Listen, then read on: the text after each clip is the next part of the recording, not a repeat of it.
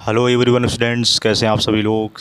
तो ध्यान दीजिए, कल हम लोगों ने थ्योरम के बारे में पढ़ा हुआ था और जो कि बहुत ही ज़्यादा इम्पोर्टेंट है और इसमें सारा मैं प्रीवियस ईयर क्वेश्चन भी मैं करा रहा हूँ आपको। तो जो आपको थ्योरम मैंने 4 बताया था, मैं आपको दिखा देना चाहता हूँ प्रीवियस ईयर क्वेश्चन में कितनी बार पूछा गया है। ठीक है, और रिसेंटली अगर 2023 की अगर बात करें तो आप यहाँ देख सकते हो कि दर्शाइए कि कोई भी धनात्मक विषम पूर्णांक 6q+1 या 6q+3 या 6q+5 के रूप में होता है जहाँ q कोई पूर्णांक है। तो ये आपका प्रीवियस ईयर क्वेश्चन पेपर में पूछा गया है। ठीक है, और यहाँ पर यही मैं यहाँ पर क्वेश्चन को आपको बताया हूँ। तो ध्यान दीजिए, पूरा अच्छे से इसको रिवाइज ज़रूर कीजिएगा क्योंकि ये क्वेश्चन कई बार पूछा गया है। ठीक है, तो आज हम लोग पढ़ने वाले हैं थ्योरम 5 का। थ्योरम यानी प्रमेय 5 के बारे में पढ़ेंगे। तो चलिए स्टार्ट करते हैं। थ्योरम 5 क्या होता है, यहाँ पर मैं लिख दे रहा हूँ।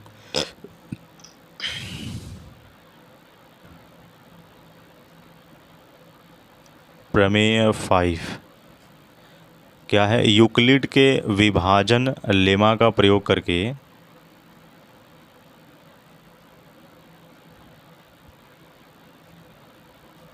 यूक्लिड के विभाजन एल्गोरिदम या लेमा हम इसे बोलते हैं, लेमा का प्रयोग करके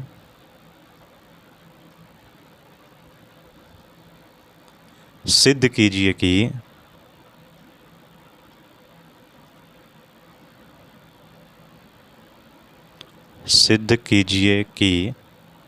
किसी भी धनात्मक पूर्णांक का वर्ग, सिद्ध कीजिए कि किसी भी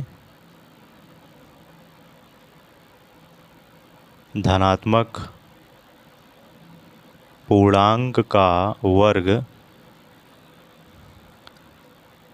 या तो 3m या 3m+1 के रूप में होता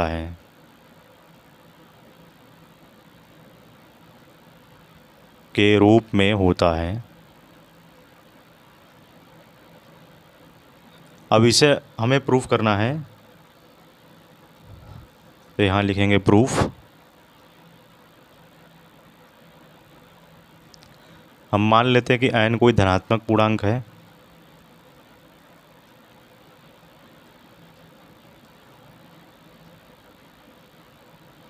कोई धनात्मक पूर्णांक है जब n को 3 से विभाजित करते हैं, n को 3 से विभाजित करते हैं तब n = 3q+r या r हम जानते हैं कि ग्रेटर देन 0 से बड़ा होता है, लेकिन ये 3 से छोटा हो जाएगा। सेम वैसा ही है। अब ध्यान दीजिए, यहाँ बोला गया है कि धनात्मक पूर्णांक का वर्ग या तो 3m या 3m+1 के रूप में हो। ठीक है, तो हम जानते हैं n = 3q+r है। तो अगर हम इसका ही वर्ग निकालें तो ये हो जाएगा n² = 3q+r का हमने वर्ग ले लिया। अब इसको आप a+b के होल स्क्वायर से तोड़ दीजिए, तो ये हो जाएगा 3q +whole square +r² +2 × 3q × r, ये हो जाएगा 9q² +r² +2 3 जा 6qr। इस तरह से आप लिख सकते हो। फिर उसके बाद अब हमें दिखाना है कि धनात्मक पूर्णांक के वर्ग के रूप में होता है, तो इसको धनात्मक पूर्णांक के रूप में दिखाना है। तो चलिए दिखाते हैं। अब यहाँ पर केस 1 ले लेते हैं। केस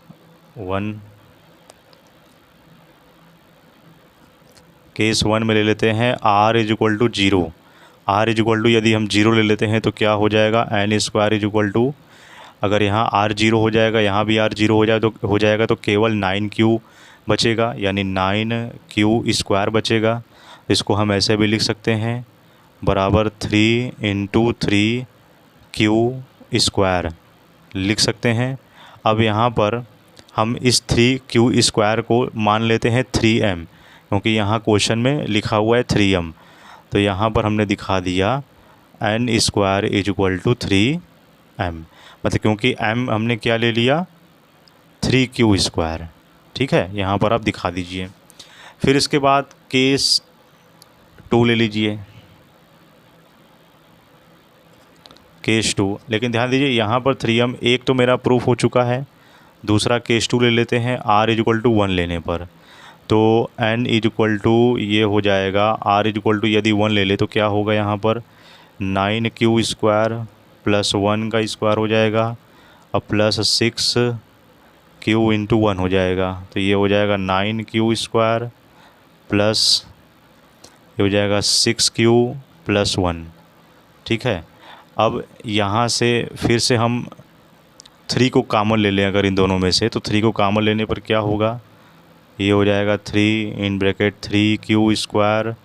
+ 2Q और ये ब्रैकेट लगा दिए +1, तो 3Q² + 2Q, तो 3Q² हो जाएगा, ये m की वैल्यू हो जाएगी और ये पूरा का पूरा वैल्यू ही अलग हो जाएगा 3m + 1, ये पूरा m की वैल्यू हो जाएगी, यानी n² = 3m + 1।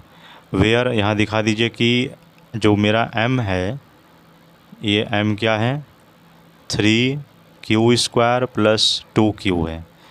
एक ये मेरा प्रूफ हो चुका है कि यहाँ पर धनात्मक पूर्णांक का वर्ग मेरा 3m + 1 आ गया और इस धनात्मक पूर्णांक का वर्ग मेरा आ गया है 3m। तो बस मुझे यही 2 प्रूफ करने हैं। अब चाहो तो अब केस 3 भी ले सकते हो, तो उसमें भी वही वैल्यू आएगी। मैं आपको लेकर दिखा देता हूँ। अगर केस 3 ले लिया जाए तो r = 2 लेने पर क्या हो जाएगा, हम जानते हैं कि यहाँ पर n² = जो मेरा वैल्यू दिया गया था वो था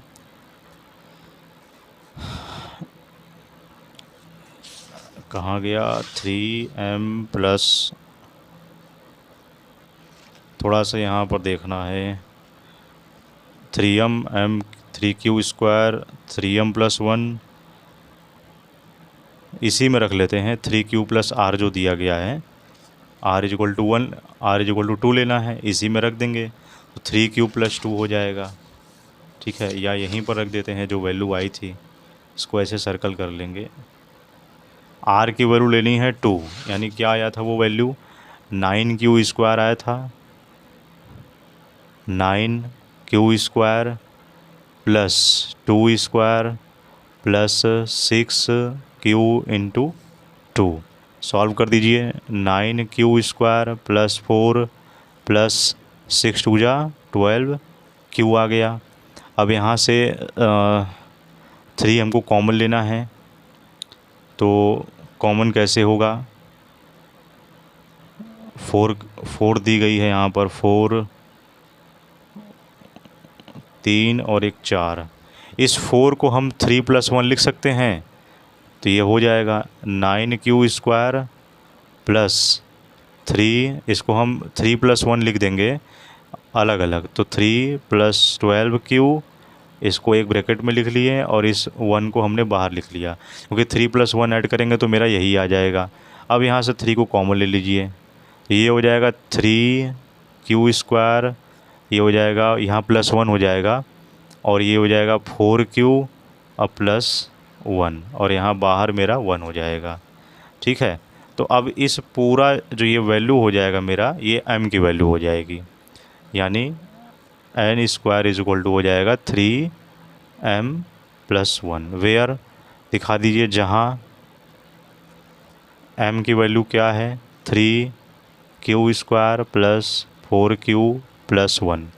ठीक है, यहाँ पर भी प्रूफ हो गया। इस तरह से आपको जो है प्रूफ करते जाना है, सब वही प्रोसेस है। ठीक है, इसके बाद हमें दो थ्योरम और प्रूफ करना है, फिर उसके बाद ये यूक्लिड डिवीज़न एल्गोरिदम का जो टॉपिक है ये आपका एंड हो जाएगा। ठीक है, बाकी इस पर जितने भी सवाल हैं वो आप लगाते रहिएगा। अब केवल यहाँ से दो थ्योरम और बचते हैं। क्या है पहला, तो यहाँ पर अब ये थ्योरम है 6 या प्रमेय 6 लिख लीजिएगा आप। फिर अब इसमें वही है, इसमें देखिए क्या है, यूक्लिड के विभाजन या यूक्लिड डिवीज़न एल्गोरिदम का, इस बार इंग्लिश में लिख दे रहे हैं, यूक्लिड डिवीज़न एल्गोरिदम का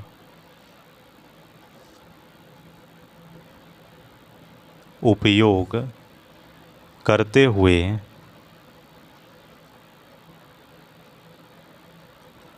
हुए यह दिखाइए कि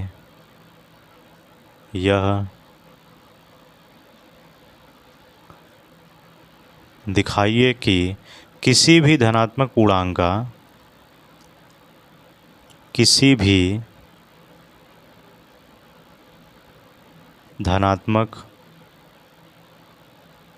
पूर्णांक का घन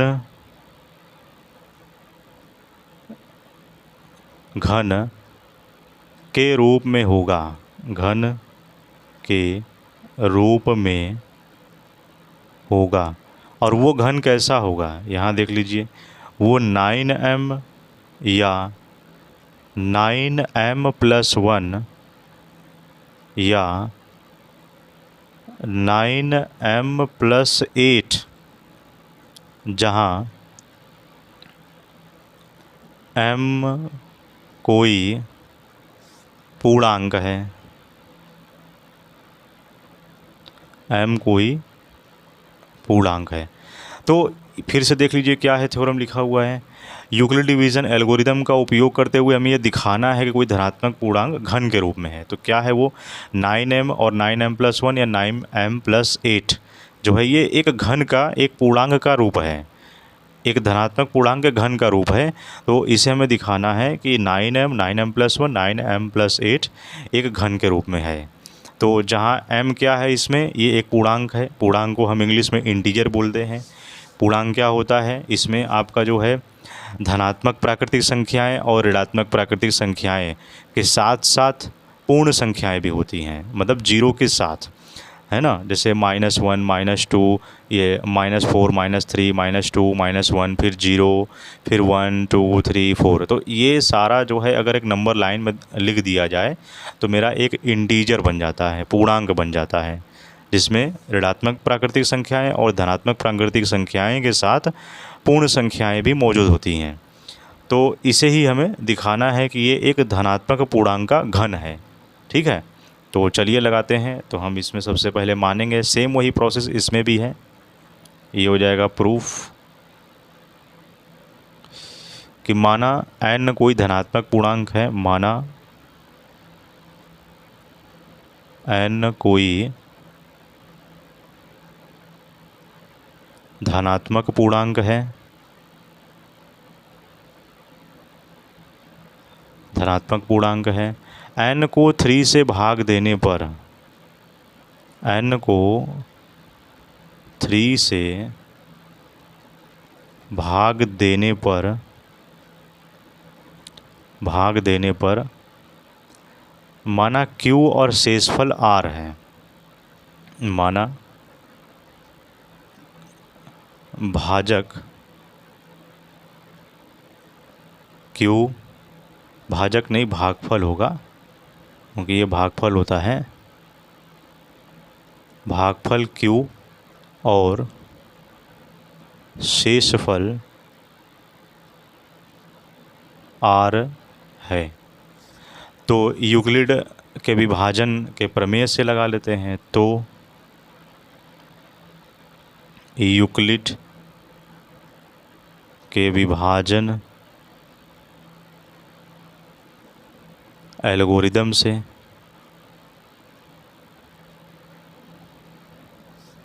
n इज इक्वल टू यहाँ पर 9m दिया गया है, तो इसका अगर हम लोग हाफ निकालें तो 3 होता है। 3 का मल्टीप्लाई क्यू में, क्यू का भागफल ही है, 3 3 जा 9 हो जाता है, तो 3q प्लस r हो जाएगा। और हम जानते हैं r is greater or equal to 0 होता है, लेकिन इसमें 3 से छोटा रहेगा।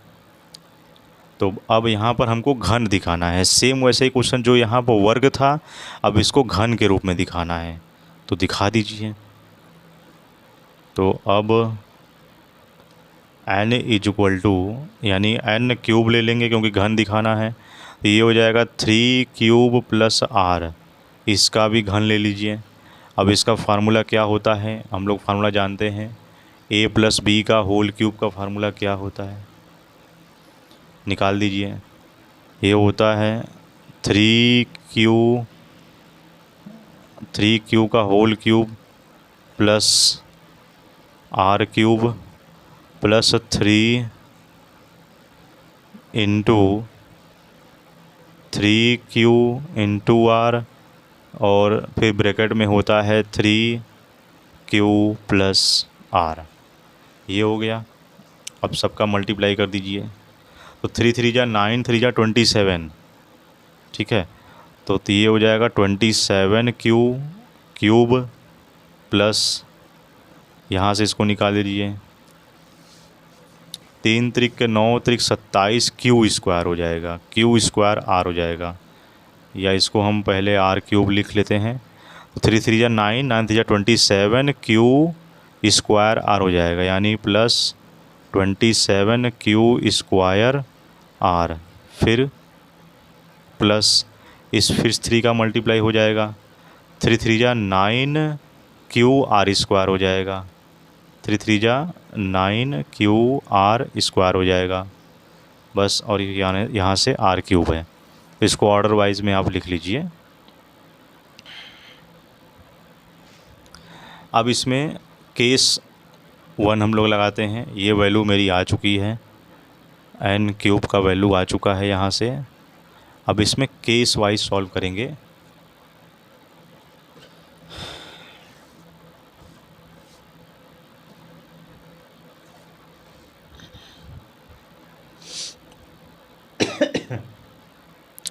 केस फर्स्ट क्या हो जाएगा, अगर मैं यहाँ से n की वैल्यू, r की वैल्यू मैं 0 ले लूँ, तो r की वैल्यू 0 लेने पर क्या हो जाएगा, तो ये n क्यूब, अब ध्यान दीजिए, ये 0 हो जाएगी, ये 0, ये 0, यानी पूरा का पूरा वैल्यू क्या हो जाएगा, 0 हो जाएगा। बचेगा केवल 27q क्यूब हो जाएगा, तो 27q क्यूब। अब इसको ऐसे भी लिख सकते हैं, 9 कॉमन लेना है क्योंकि 9m यहाँ लिखा हुआ है, ठीक है। तो 9m को यदि हम कॉमन ले लें, 9 को कॉमन ले लें, तो यहाँ हो जाएगा 3q क्यूब। और हम जानते हैं जहाँ ये m की वैल्यू हो जाएगी, जहाँ m इज इक्वल टू, यहाँ पर लिख दे रहे हैं 9m, जहाँ m बराबर हो जाएगा 3q क्यूब, ठीक। अब उसके बाद केस सेकंड ले लेते हैं, केस 2, जब r बराबर 1 ले ले तब क्या होगा, चलिए देखते हैं। इसको ध्यान में रखे रहिएगा, अगर r बराबर अगर यहाँ 1 हो जाए तो उसको हम थोड़ा ऑर्डर वाइज में लिख लेते हैं। ध्यान दीजिए, यहाँ r की वैल्यू 1 हो जाएगी, ये r की वैल्यू 1 हो जाएगी, ये पूरी r की वैल्यू 1 हो जाएगी यहाँ पे। तो ध्यान दीजिए, ये लास्ट में केवल 1 यहीं बचेगा, तो ये हो जाएगा n क्यूब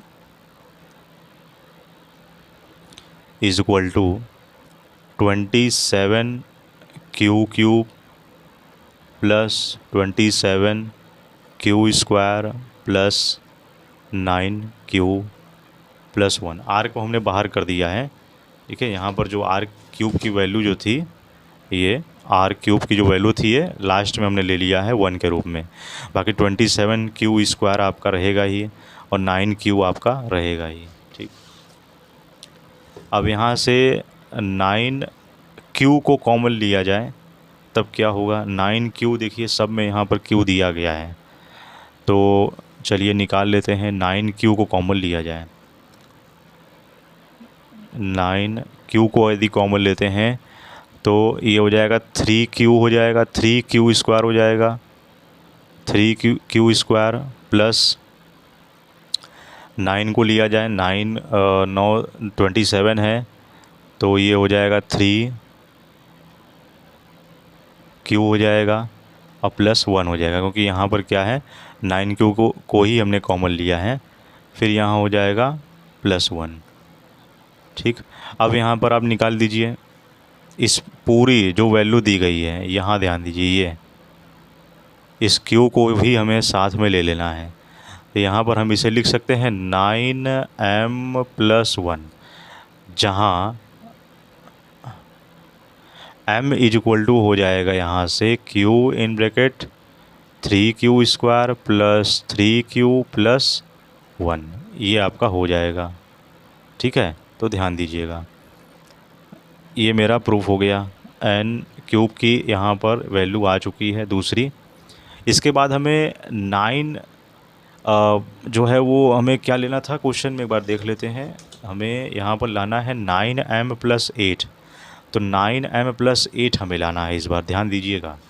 तो अब चलिए 9 की वैल्यू, यहाँ पर m की वैल्यू अब ले लेते हैं केस सेकंड में, r की वैल्यू ले लेते हैं 2, 1 लिया था अब 2 हो जाएगा।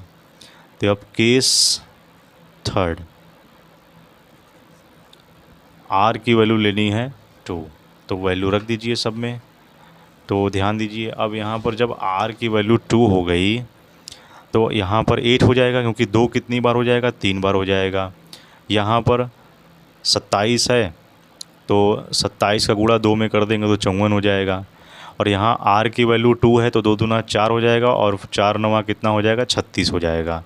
ठीक है, और इस जो r³ केवल बचा हुआ है इसको हम बाहर ले लेंगे। ठीक, तो यहाँ पर लिख दीजिए, ये हो जाएगा n³ = 27q³ plus 54q square plus 36q, और बाहर हमने बोला था 8 को बाहर ले लेना है। ठीक है, और यहाँ से कॉमन ले लीजिए, फिर से वही चीज़ है, 9q को कॉमन ले लीजिए, 9q को कॉमन ले लीजिए, 9q को, तो 9q को कॉमन लिया जाए तो क्या होगा, फिर यहाँ पर 3 आ जाएगा, 3q स्क्वायर प्लस 9 छक कितना होता है, 6 9 54 होता है, तो ये हो जाएगा 6q प्लस 9 चौका 36 है, यानी 4 हो जाएगा यहाँ से, और ये प्लस 8 बाहर आ जाएगा। और इसको आप एक कर्ली ब्रैकेट में रख लीजिए, ये इसको और इसको। ठीक है, तो यहाँ से हम इसे लिख सकते हैं 9m+8, जहाँ m की वैल्यू हो जाएगी q in bracket 3q square plus 6q plus 4, ये हो गया, और ये भी मेरा प्रूफ हो गया। ठीक है, ये आपका प्रूफ हो गया। इसके बाद एक लास्ट आपका जो है थ्योरम और है, नहीं अभी 2 थ्योरम और है, क्योंकि थ्योरम 8 तक हमें पढ़ना है। ठीक है, तो थ्योरम 7 देख लीजिए आप, ये आपका थ्योरम 6 था, अब थ्योरम 7 देख लीजिए, वो भी पूछता है। ठीक है, इसमें यदि आपका कोई भी डाउट है तो ज़रूर पूछ लीजिए, बहुत आसान है, जो शुरू से हम लोग निकालते आ रहे हैं वही हम लोग को करते जाना है। ठीक है, बस यूक्लिड डिवीज़न जो हम लोग थ्योरम पढ़े हुए हैं, एल्गोरिदम, उसका ध्यान रखिएगा। फार्मूला क्या होता है मैं बता चुका हूँ, यूक्लिड डिवीज़न एल्गोरिदम का फार्मूला हम लोग निकाले थे, A = BQ + R, तो जहाँ पर हम लोग को n = नंबर के फॉर्म में लेकर के मैं सॉल्व कर दिया हूँ। अब आ जाते हैं थ्योरम 7।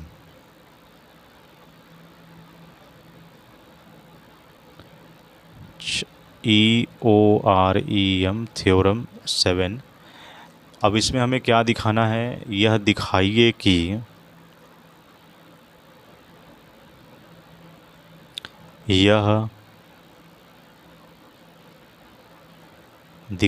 कि n कामा n प्लस 1 और n प्लस 2 में से केवल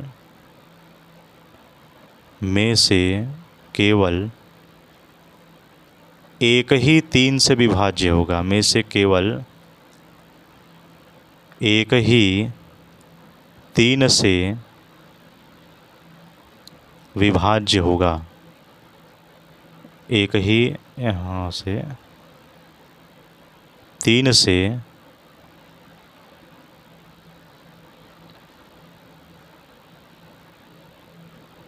विभाज्य होगा, जहाँ n कोई भी धनात्मक पूर्णांक है, धनात्मक पूर्णांक है, धनात्मक पूर्णांक है। प्रूफ देख लीजिए, बहुत आसान है।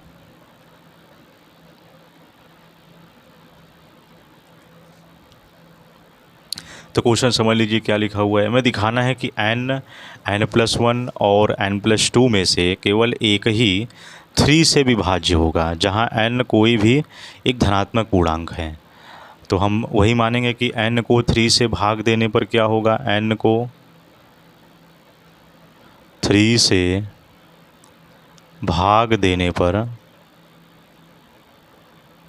3 से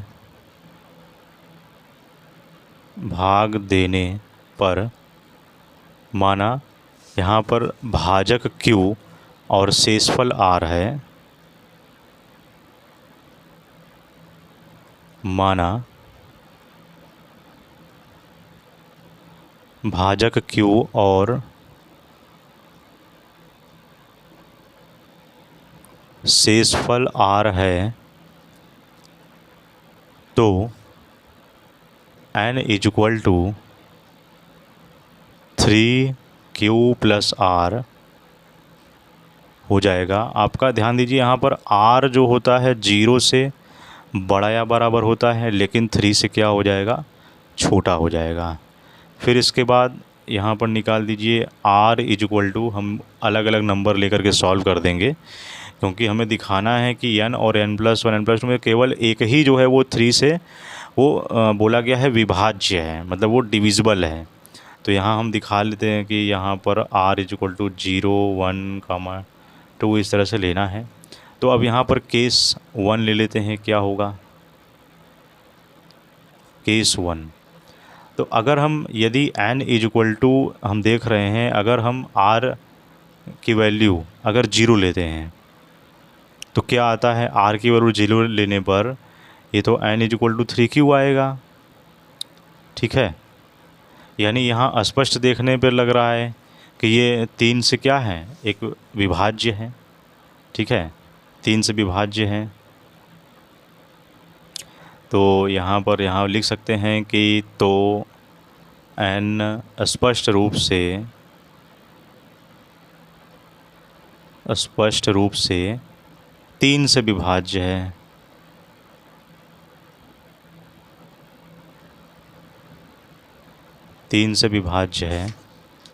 केस सेकंड ले लीजिए।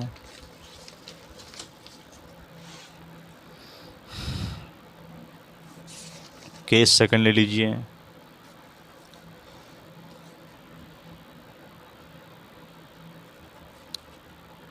केस सेकंड में यदि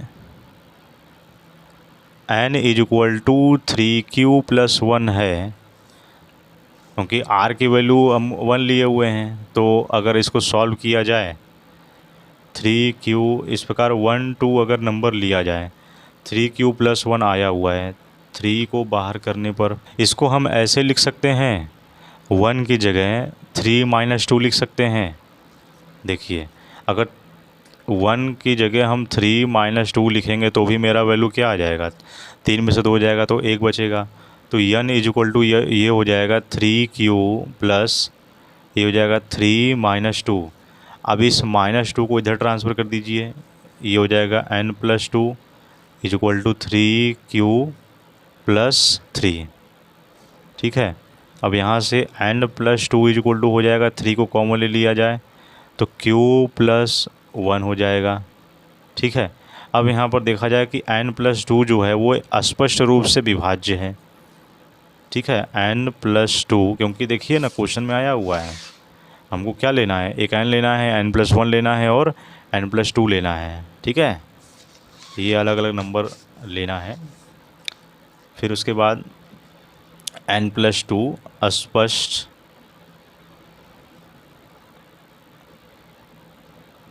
स्पष्ट रूप से 3 से विभाज्य है। आज पूरा प्रमेय ख़त्म करना है बच्चों। ठीक है, भले कितना वो टाइम लग जाए। अब ये है, उसके बाद केस थर्ड, इसके बाद एक लास्ट ही थ्योरम है बस, फिर उसके बाद ये यूक्लिड डिवीज़न लेमा ख़त्म हो जाएगा। केस थर्ड क्या होता है, हम ले लेते हैं यदि n, यहाँ पर यदि r इज इक्वल टू 2 ले लिया जाए तो n इज इक्वल टू हो जाएगा 3q प्लस 2 हो जाएगा। ठीक है, सेम वही चीज़ यहाँ पर भी है, यहाँ पर भी है। तो अगर हमको यहाँ पर 2 लाना है तो 2 लाने के लिए क्या करेंगे, 3 में से 2 को घटा देंगे। ठीक है, तो यहाँ पर ले लें n is equal to 3q plus 3 minus 2, और ये माइनस 2 इधर ट्रांसफ़र हो जाएगा। अरे गलत हो गया, 3 माइनस 1 होगा ना भाई, 3 माइनस 2 तो 1 हो जाएगा, 3 माइनस 1 लेंगे, 3 माइनस 1 हो जाएगा यहाँ पे, तभी ना 2 आएगा। अब इधर माइनस 1 को इधर ट्रांसफ़र कर दे तो ये हो जाएगा n प्लस 1। ठीक है, right side to left side जाएगा, माइनस की वैल्यू तो प्लस हो जाएगी, इज इक्वल टू ये हो जाएगा 3q प्लस 3। फिर n plus 1 is equal to 3 common ले लें तो ये हो जाएगा q प्लस 1। फिर यहाँ पर हम देख रहे हैं कि सीधा सीधा n प्लस 1 क्या है, 3 से विभाज्य है।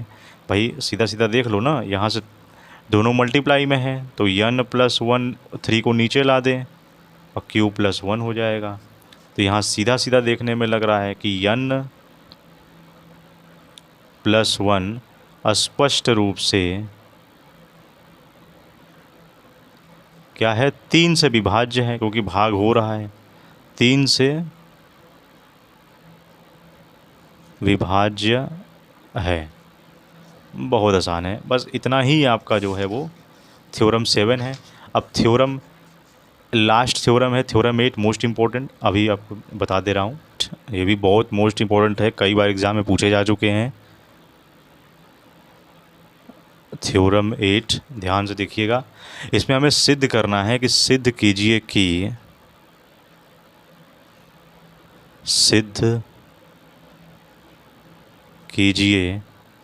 कि n कामा n प्लस 2 और n प्लस 4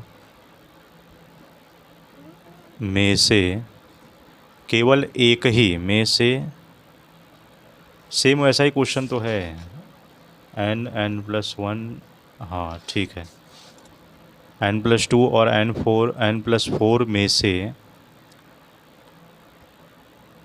केवल एक ही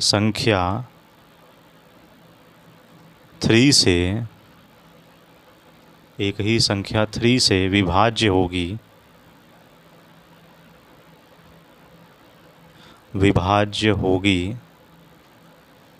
जहाँ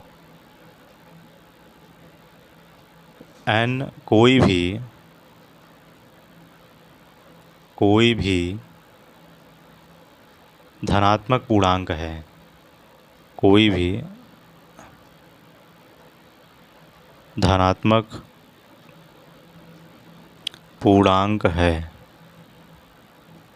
ठीक है, तो अब इसका प्रूफ हम देख लेते हैं क्या होता है। प्रूफ सेम वही क्वेश्चन है, बस वहाँ पर क्या था कि n प्लस 1 और n प्लस 2 में से केवल एक है जो केवल 3 से विभाज्य है, और लेकिन यहाँ पर बस एक नंबर वही बढ़ा दिया गया है, n प्लस 2 और n प्लस 4, और n में से कोई एक संख्या है जो 3 से विभाज्य है। वैसा ही सेम सवाल है, तो आप इसे निकाल सकते हो। मैं भी इसको प्रूफ कर देता हूँ। जब n को 3 से विभाजित करते हैं, n को 3 से विभाजित करते हैं, विभाजित करते हैं तो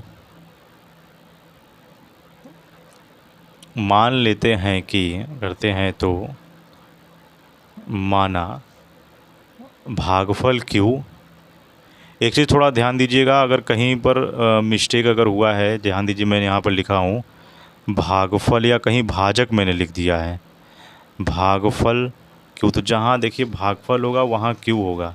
जैसे यहाँ देखिए भागफल q है, ठीक है, यहाँ भाजक नहीं होगा, ये भागफल होगा, ठीक है, क्योंकि भागफल को ही q से दिखाते हैं, कोशेंट बोलते हैं इसको, कोशिएंट, ठीक है।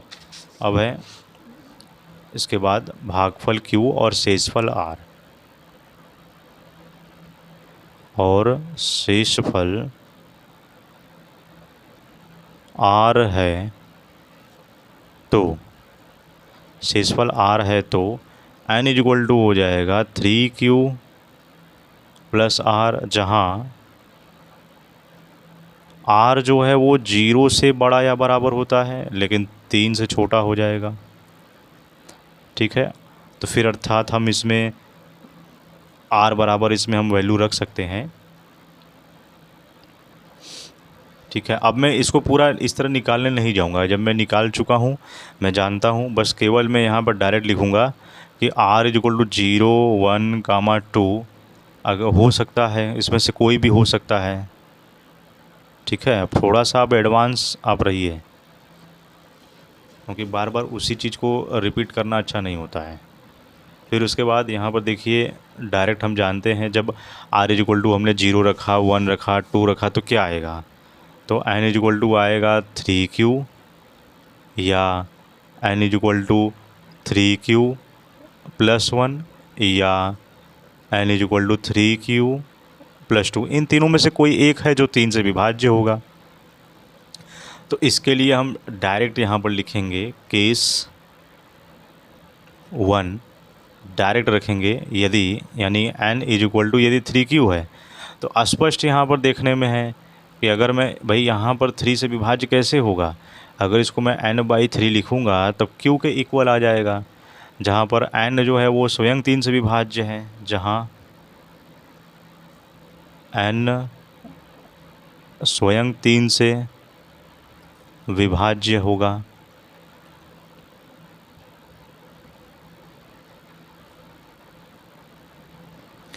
ठीक है, वही बस प्रूफ करना है। और केस सेकंड में देख लीजिए, केस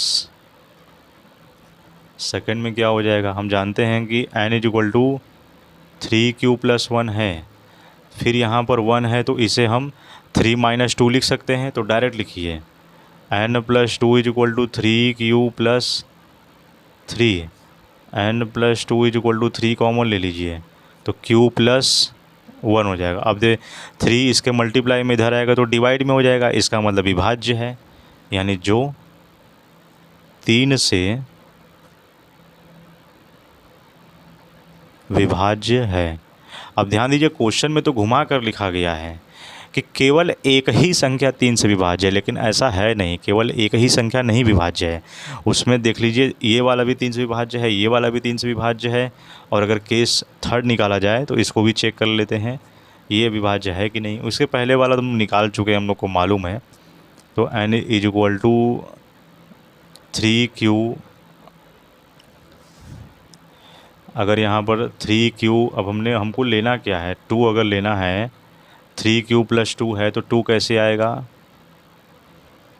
2 कैसे आएगा यहाँ पर, तो 2 लाने के लिए हमें लेना पड़ेगा, कोई ऐसा नंबर लेना है जो 3 आना चाहिए कॉमन। तो हम 6 में से 4 को घटाएंगे तो मेरा आ जाएगा 2, यानी n प्लस, यानी ऐसे लिख सकते हैं n equal to 3q plus 6 minus 4 हो जाएगा, 4 को इधर ट्रांसफ़र कर दीजिए तो n प्लस 4 इक्वल टू हो जाएगा 3q प्लस 6, हमें ऐसा नंबर लेना है जो 3 कॉमन भी हो जाए। हम चाहे तो यहाँ पर 2 है तो 3 माइनस 1 करके भी लिख सकते हैं, लेकिन कॉमन वैल्यू नहीं आएगी, इसीलिए मैं ऐसे किया हूँ। तो यहाँ पर n+4 = 3 हो जाएगा, कॉमन लेने पर तो q+2 हो जाएगा। अब आप आसानी से देख सकते हो कि n+4/3 जो है वो आसानी से डिवाइड हो रहा है, यानी अर्थात जो कि 3 से क्या है, विभाज्य है। देख लीजिए आप यहाँ से, जो 3 से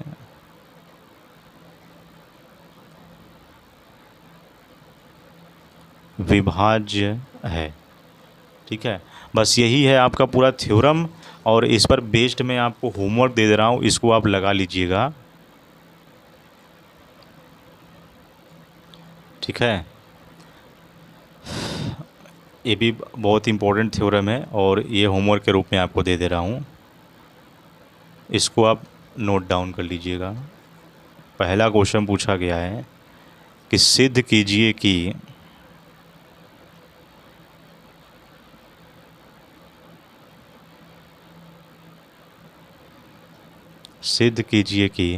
प्रत्येक धनात्मक विषम पूर्णांक प्रत्येक धनात्मक विषम पूर्णांक 6m+1 अथवा 6m+3 अथवा 6m+5 के रूप में लिखा जा सकता है, के रूप में लिखा जा सकता है, जहाँ m क्या है, जहाँ m कोई पूर्णांक है।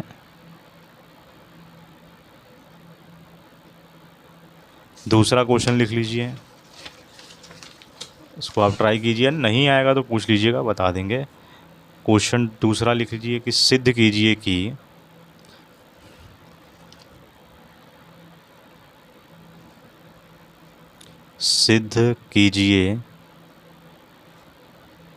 कि प्रत्येक धनात्मक विषम पूर्णांक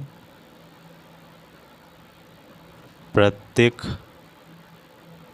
धनात्मक विषम पूर्णांक 4m+1 अथवा 4m+3 के रूप में लिखा जा सकता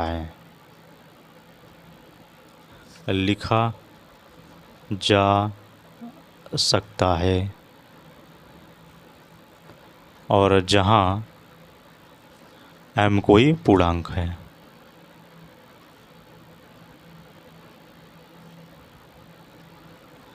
तो बच्चों ये था आपका पूरा डिटेल में मैंने आपको बता चुका है। ठीक है, क्या क्या हम लोगों ने पढ़ा है। थ्योरम 1 से हम लोगों ने स्टार्ट किया था, यूक्लिड डिवीज़न एल्गोरिदम के बारे में पढ़ा था। यूक्लिड डिवीज़न एल्गोरिदम के सारे हम लोगों ने प्रमेय के बारे में पढ़ा है, प्रमेय 1, प्रमेय 2। ठीक है, ये सब देख लीजिए, प्रमेय 3, प्रमेय 4, प्रमेय 5। ठीक है, फिर है प्रमेय 6, प्रमेय 7, प्रमेय 8, फिर लास्ट में आपका होमवर्क। और ध्यान दीजिए, आज हम लोगों ने स्टार्ट किया था प्रमेय 5 से ना, तो इसके पहले का जो प्रमेय 4 है वो आप पार्ट 1 पार्ट 2 वीडियो आप देख लीजिएगा, उसमें मैंने पूरा डिटेल में बताया है। और बाकी इसमें कहीं पर भी कोई डाउट है तो आप कमेंट बॉक्स में कमेंट कर लीजिएगा। और इस वीडियो की जो है PDF या जो है आपको नोट्स चाहिए तो मेरे टेलीग्राम चैनल जो है वो विशाल भारती सर, आप टेलीग्राम पे सर्च करोगे तो वहाँ पर आपको PDF मिल जाएंगे। और ये 2 होमवर्क आप लगा लीजिएगा। कोई भी डाउट है तो कमेंट बॉक्स में कमेंट कर दीजिए। बाकी आज के लिए इतना ही। और नेक्स्ट आपको जो है ये चैप्टर आपको पढ़ कर आनी है, ये टॉपिक पढ़कर आनी है। चैप्टर है आपका अंगगणित की आधारभूत प्रमेय। ये भी फंडामेंटल थ्योरम ऑफ जो है अरिथमेटिक है, एग्ज़ाम में पूछता है। इससे रिलेटेड क्वेश्चन भी मैं कराऊंगा, इसको आप पढ़ कर आइएगा। बेस्ट ऑफ लक, मिलते हैं नेक्स्ट वीडियो में। जय हिंद।